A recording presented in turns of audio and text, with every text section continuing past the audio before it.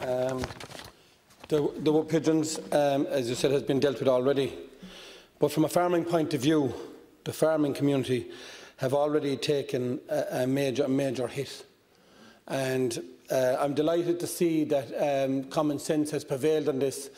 And after speaking to you earlier, Minister, that must come from your big Limerick connections, and it's great to see that you have great Limerick connections, which will make it a lot easier for me to be coming for extra bits and pieces for Limerick, knowing that you've got so close a connection to Limerick.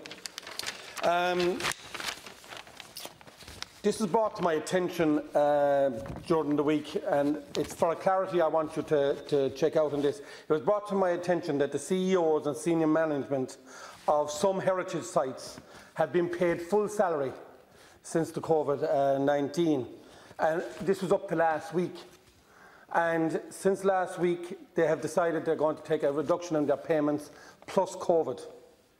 Now, I highlighted this at a tourism meeting with which was chaired by Deputy Joe Carey, and since then, I've been getting inklings that they are trying to backdate the payments, and they're running for the hills. So I'd like you to confirm, has some of the CEOs in these heritage and senior management been taken full salary, even though that, there has been no visitors to any of these sites?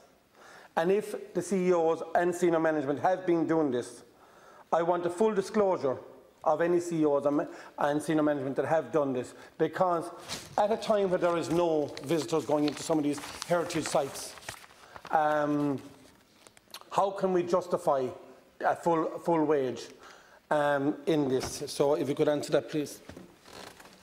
Deputy, yes, I certainly do have Limerick roots, which I'm very proud of, my grandparents. But I think, I'm not sure exactly who you're alluding to, and I shouldn't comment in any event, and I don't have that information. But I think some of the sites are probably not under my remit. They could be under the OPW, or they could be independent tourist sites. So tourism per se isn't under my remit, it's more the heritage sector. So I would suggest that you direct your question to the Department of Transport and Tourism. Thank you, Minister. I'm going to redirect the question to you again, and what I will do is I'll come to you after this, and I will name the heritage sites that have come to my attention, which it is heritage, and you can then define whether they are under your remit or not. And if it is the case that these have been taken and they are under your remit, I want a full disclosure of any of the CEOs that would have and senior management that would have taken funding, especially. So that's one. The second one I have for you is, sorry, it's already been dealt with, and it was to do with the wood pigeon, and you've already, as I said, the common sense approach is welcomed. Thank you.